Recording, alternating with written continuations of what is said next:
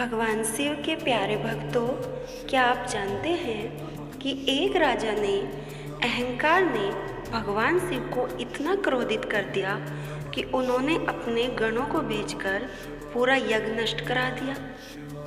क्या आपने कभी सोचा है माता सती ने स्वयं को अग्नि में क्यों समर्पित किया? ऐसा क्या कारण था कि भगवान शिव ने अपने सबसे भयंकर रूप से तांडव किया और पूरी सृष्टि कांप उठी?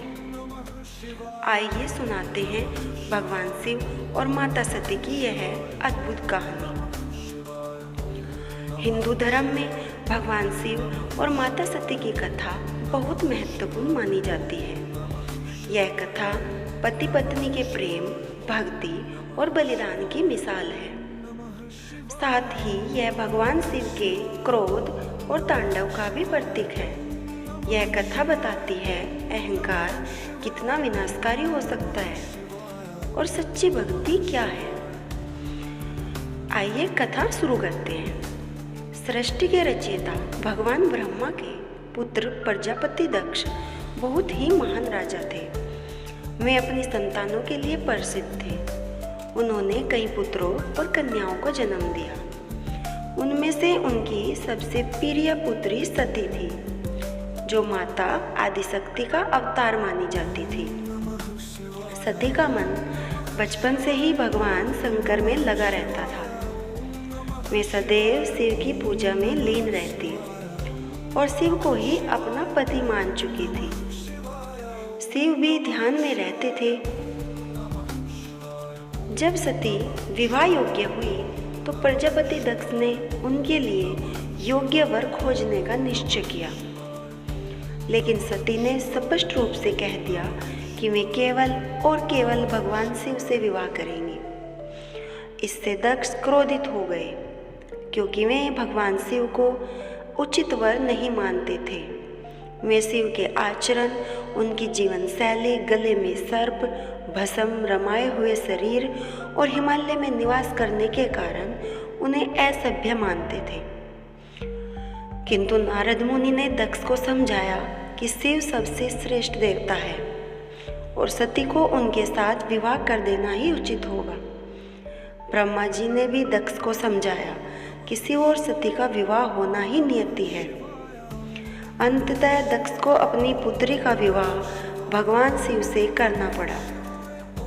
भगवान शिव और माता सती का विवाह हिमालय पर्वत पर बहुत भव्य तरीके से संपन्न हुआ। इस विवाह में सभी देवता, ऋषि मुनि और ब्रह्मांड की दिव्य शक्तियां उपस्थित थी। विवाह के पश्चात सती भगवान शिव के साथ कैलाश पर्वत पर रहने लगी। सती और शिव का वैवाहिक जीवन बहुत सुख था। सती अपने पति की सेवा और भक्ति में लीन रहती, लेकिन उधर प्रजापति दक्ष अपने मन में शिव के प्रति द्वेष रखते थे। ऐसे ही समय बीतता गया। एक दिन प्रजापति दक्ष ने भव्य यज्ञ का निश्चय किया। उन्होंने यज्ञ के लिए सभी देवताओं, ऋषियों, भगवान विष्णु को आमंत्रित किया, लेकिन भगवान शिव को आमंत्रित नहीं किया। शिव के प्रति उनके मन में घृणा थी, इसलिए उन्होंने जानबूझकर उन्हें आमंत्रण नहीं भेजा। जब माता सती को यह बात पता चली कि उनके पिता ने इतना बड़ा यज्ञ रखा है और उनके पति को उसमें नहीं बुलाया, तो वे दुखी हो गई। सती ने शिव से कहा, प्रभु, मेरे पिता ने यज्ञ का आयोजन किया है, मैं वहाँ जाना चाहती हूँ। शिव ने गंभीर स्वर में कहा, प्रिय सती, जहाँ हमारा आदर न हो वहाँ जाना उचित नहीं है।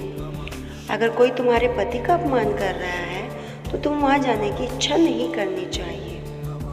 लेकिन सती ने अपने मायके जाने के लिए जिद की। उन्होंने कहा, प्रभु, वह मेरा मायका है और मैं वहाँ अवश्य जाऊँगी। अंततः भगवान शिव ने भी जाने की अनुमति दे दी, लेकिन वे स्वयं साथ नहीं गए।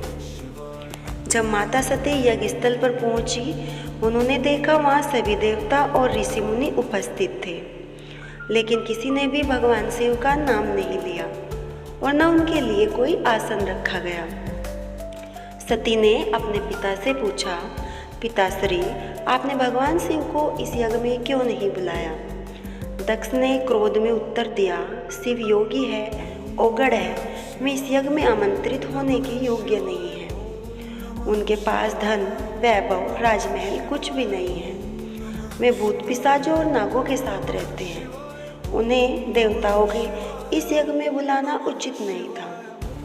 यह सुनकर अत्यंत क्रोधित हो गई।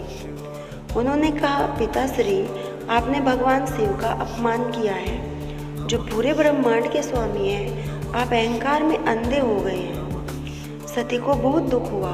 पिता ने उनके पति का इतना बड़ा अपमान किया है। अब मैं इस शरीर में रहने के योग्य नहीं हूँ। माता सती ने सभी देवताओं को साक्षी मानकर कहा, मैं इस शरीर को त्यागती हूँ, क्योंकि यह शरीर मेरे पिता के द्वारा दिया गया है, जिन्होंने मेरे प्रिय पति का अपमान किया है। इसके बाद माता सती ने यज्ञ की अग्नि में कूदकर आत्मदाह कर लिया। जब भगवान शिव को माता सती के आत्मदाह की सूचना मिली तो वे अत्यधिक क्रोधित हो गए।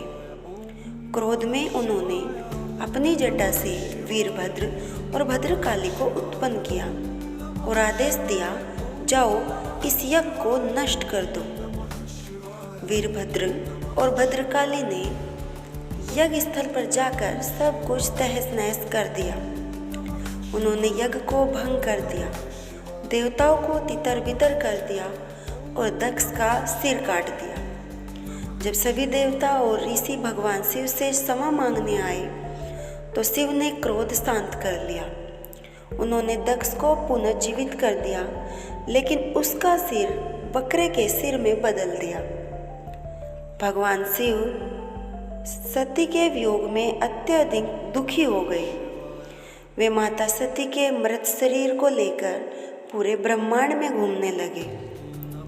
तब भगवान विष्णु ने अपने सुदर्शन चक्र से सती के 51 भागों को विभाजित कर दिया, जो अलग अलग स्थानों पर गिरे और सिद्ध पीठ कहलाए। इसके बाद माता सती ने हिमालय के घर में पार्वती के रूप में जन्म लिया और तपस्या करके भगवान शिव को पुनः पति रूप में प्राप्त किया।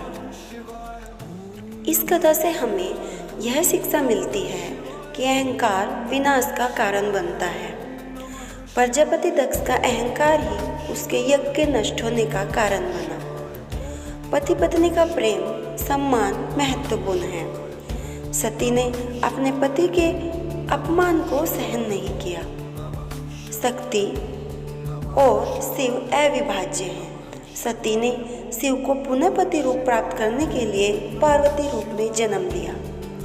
यह कथा हमें सिखाती है, अहंकार नष्ट कर देता है, जबकि भक्ति और प्रेम से ईश्वर को पाया जा सकता है।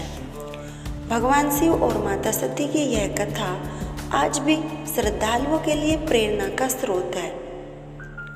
अगर आपको भगवान शिव माता सती की यह कथा पसंद आई हो तो हमारे चैनल को सब्सक्राइब करें, वीडियो को लाइक करें और कमेंट में बताएं आपको नेक्स्ट कथा कौन सी सुननी है। इसी के साथ हम इस कथा का समापन करते हैं। ओम नमः शिवाय। ओम नमः शिवाय।